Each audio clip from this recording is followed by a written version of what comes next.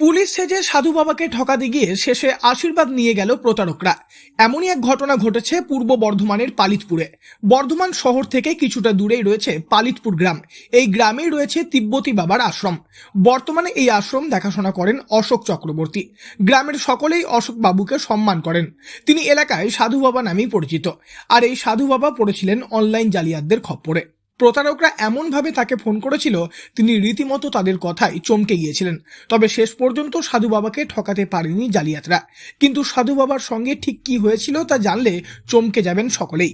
দিন কয়েক আগে হঠাৎ একটা অচেনা নাম্বার থেকে তার কাছে ফোন আসে। ফোন ধরার পর তাকে বলা হয় যে 2 ঘন্টার মধ্যে সাধু বাবার ফোন বন্ধ হয়ে যাবে, কারণ সাধু বাবার নামে নাকি বম্বের তিলকনগর থানাতে 17টা ফ্রড এফআইআর করা হয়েছে।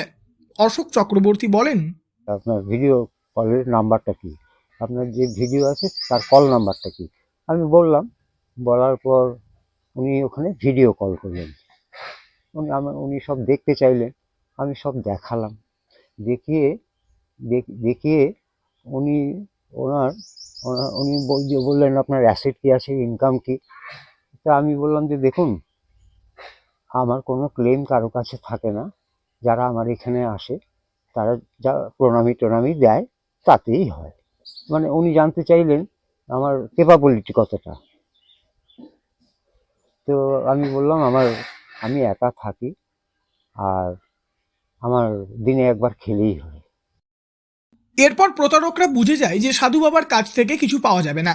অশোকবাবুর কথায় ভিডিও কলে সাব ইন্সপেক্টরের পোশাক পরে একজন ছিলেন। পরবর্তীতে ওই নকল পুলিশ সাধু বাবার কাছে কিছু পাওয়া যাবে না দেখে তার কাছে আশীর্বাদ নিয়ে ফোন কেটে দেন। এই ঘটনার পর থেকে কিছুটা চিন্তিত রয়েছেন সাধু বাবা। সম্পূর্ণ ঘটনা তিনি থানায় জানিয়েছেন। প্রসঙ্গত, অনলাইন জালিয়াতি বর্তমানে ব্যাপক হারে বৃদ্ধি পেয়েছে। প্রতারকদের খপ্পরে পড়ে প্রতিনিয়ত প্রতারিত হচ্ছেন বহু মানুষ। যদিও পুলিশ প্রশাসনের তরফেও এই বিষয়ে জনসাধারণকে সচেতন করা হচ্ছে, তবে জনসাধারণকে সচেতন করা হলেও প্রতারকদের হাত থেকে একেবারে বাঁচানো সম্ভব হচ্ছে না। যতদিন যাচ্ছে ততই নতুন নতুন কৌশলে প্রতারকরা ঠকাচ্ছেন বহু মানুষকে।